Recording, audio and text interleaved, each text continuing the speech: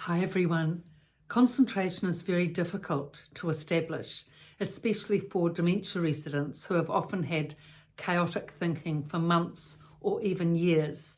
But if you can lure them out of their dementia cave with a topic of high interest that they can concentrate and focus on, not just that, but hold that concentration, then you have that chance of them being able to develop that quality of thinking, and with that, following through to a better quality of life.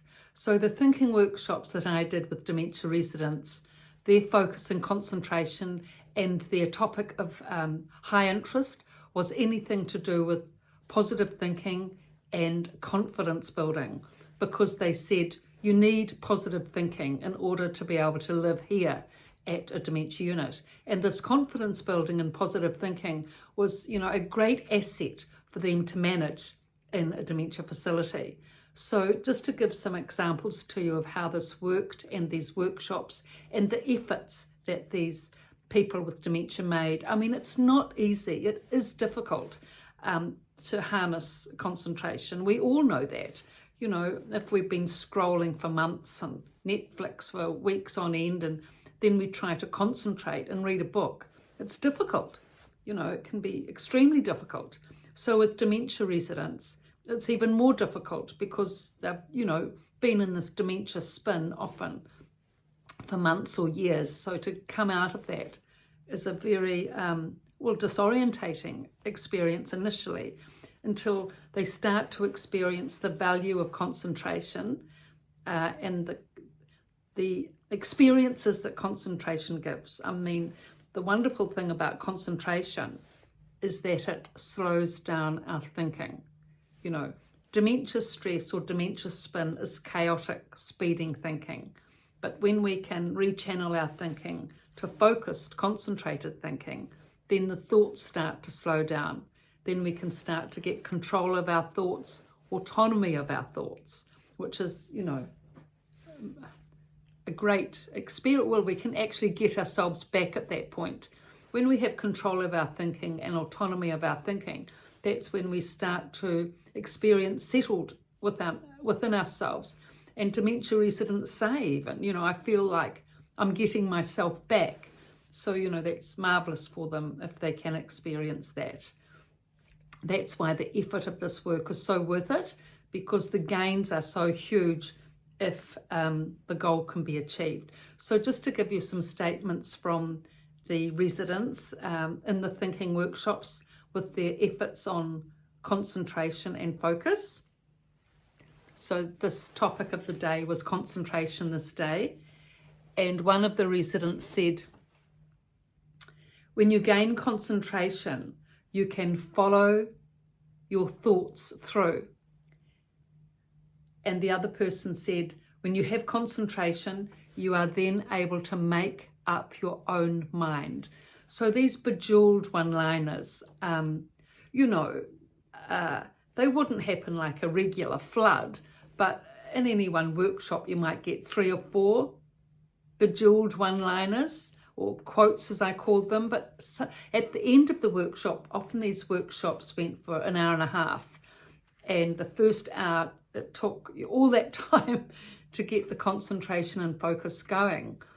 But towards the last half hour of the hour and a half, that was often the quiet time when the staff were having their staff meeting between 3 and 3:30 back at the nurses' station. So in that quiet time, because it was quiet rather than the normal dementia racket, in that half hour, the concentration had exponential success with that, exponential rise in concentration.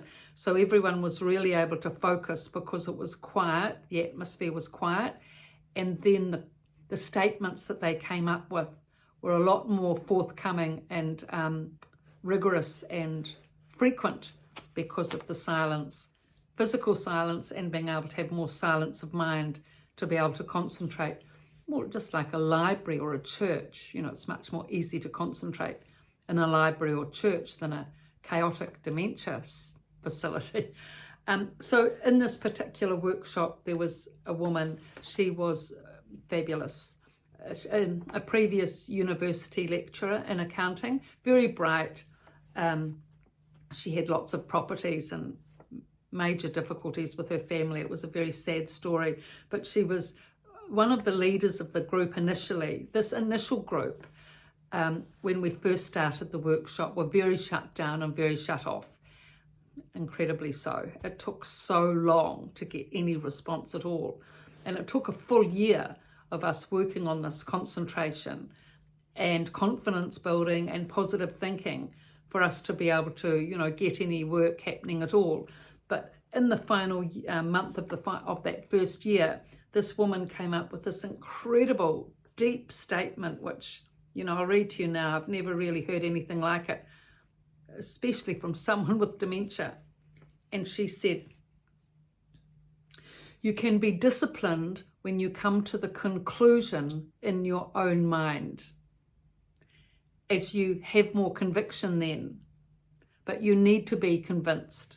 So I'll read that again. "You can be disciplined when you come to the conclusion in your own mind, as you have more conviction. You need to be convinced." Such a deep statement, isn't it? You could just think for so long on that. It's like Aristotle or Socrates type statement. God, I love that. I read that a lot. I mean, every time I read it, I think about it in a different way. That's actually the sign of deep thinking, when it's such a pithy, powerful point that every time you come to it, you can understand and realize it from a different perspective. And this is the quote that I really felt was one of the best, that you can be disciplined when you come to the conclusion in your own mind. You need to be convinced. Fantastic. We can all learn from that.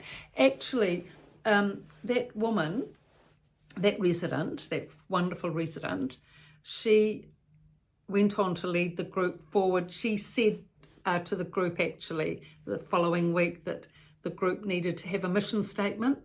And she said, "We need to have a mission statement and put it in writing, so people don't have to start doing this work all over again. It has to be for the long term."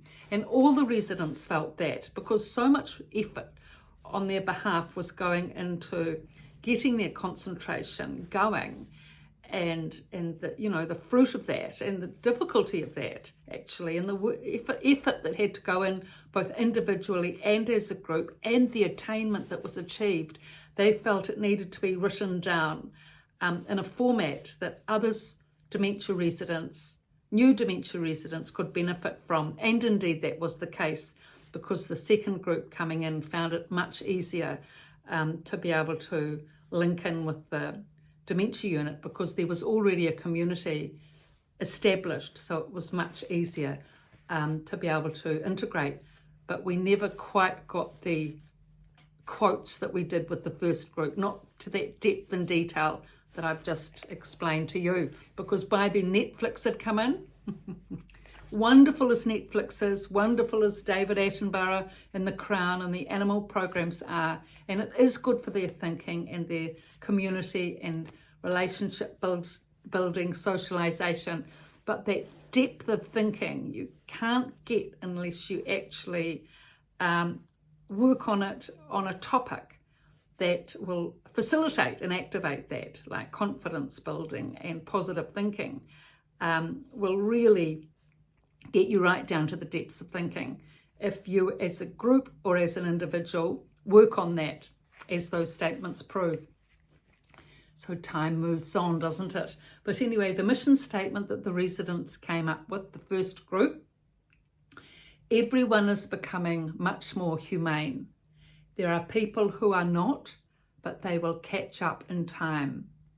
Everything is getting back to reality. That was their mission statement.